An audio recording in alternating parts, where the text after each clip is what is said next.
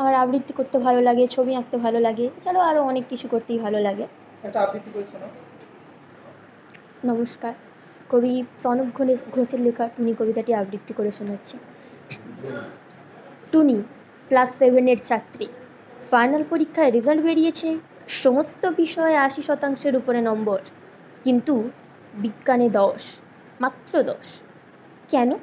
প্রশ্ন করাতে টুনি যা উত্তর দিয়েছিল। বিজ্ঞানে আমি 10 পেয়েছি, মাত্র 10, আমার কি দোষ বলো? প্রশ্ন যা ছিল খুবই সহজ, উত্তরও ছিল জানা, ভাগ্য আমার সহায় ছিল না, পৌঁছতে হলো দেরি, নইলে আমি কি তেমন ছাত্রী বিজ্ঞানে ফেল করি? সকাল থেকেই নানা অঘটন, জল খাবারে আস্ত ডিম, রান্নার মাসি নিয়ম জানে না, ডিম খেতে নেই, কেননা গোল, অমলেট দিলে দোষ কেটে যেত, লেটার মার্কস পেতাম ঠিক, ভাগ্য আমার সহায় ছিল না, যেতে দেরি হলো অত্যধিক। ঘর ছেড়ে যেই বেরোতে যাব, দাদু হেঁচে দিল, আচ্চো। ঠাকুর মাতাই রেগে মেগে কাই, মাকে বললেন, বৌমা হাঁচি পড়লো, বেরোয় না যেন। টিক টিক টিক তক্ষুনি মা বললেন, ঠিক আছে, একটু বসে যাবে টুনি। অগত্যা তাই বসতে হলো। হাঁচির বিপদ যেই না কাটলো, চৌকাটে পা, আবার পড়লো বাধা, টুনি ঘরে বসে যা, কপালে দিয়েছি দইয়ের ফোঁটা, হাতে বিপদ দাঁড়িনি, কোমরের ঝুলছে ঢাউস মাদুলি, বিপদ এড়াতে পারিনি। অতি সাবধানে ঘরের বাইরে যেই না গিয়েছি, কুট্টি বোন চেঁচিয়ে উঠল, দিদি দেখ দেখ পাঁচিলে একটা পাখি, কি সুন্দর, হলদেটে ঠোঁট, লালচে চোকার, বাদামি পিঠ। তাকিয়ে দেখি, হায় হায়, পাঁচিলে বসেছে ওটা এক শালিক।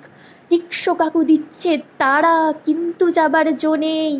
বাড়ির সবাই শালিক খুঁজছে, আয় রে শালিক আয়। আরেক শালিক না দেখে টুনি কি করে স্কুলে যায়? আয় রে শালিক আয়।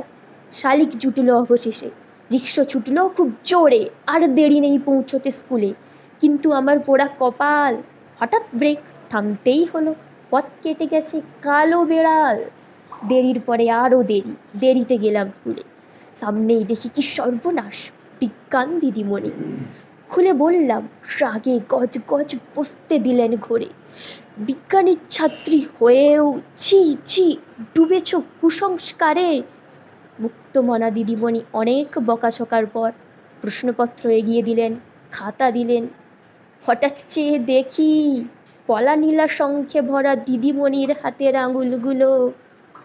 বিজ্ঞানে আমি 10 পেয়েছি, মাত্র 10, আমারই কি দোষ বলো? নমস্কার। নাম? ঈশিতা দাস। কোন ক্লাসে পড়ো? ক্লাস 9। বিদ্যালয়ের নাম? ময়না বিবেকানন্দ বিদ্যা মন্দির।